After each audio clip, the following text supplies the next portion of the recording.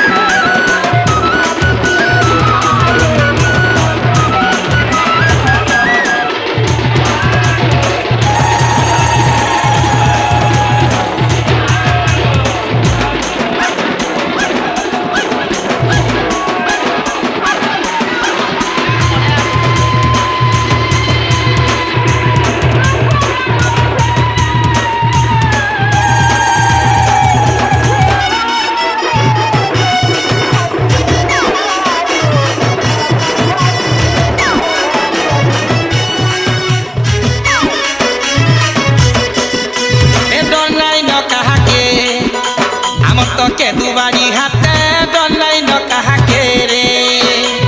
डर नहीं न कहा के आम तो बना बाड़ी हाथे डर नहीं न कहा के रे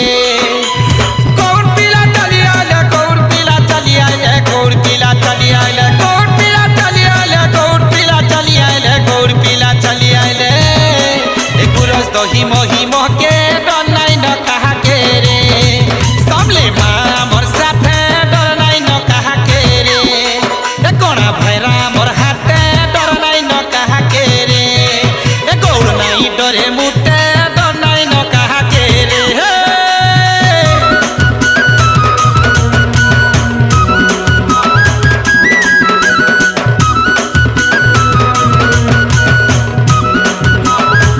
कोला कोला कोला कोइली कोला कोलिया कान्हू कोला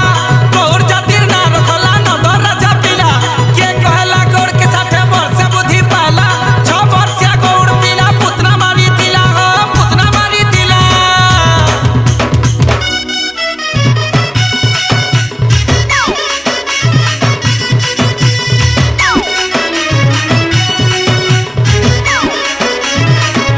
गौर जातिर कुले भाई जन्म हेई करी हो कोला कान्हू सथे बयसी धारी गोपाल संगे ने मिसी भोना बाड़ी धरी हो नापी दिले कान्हू से तो हरी झुरी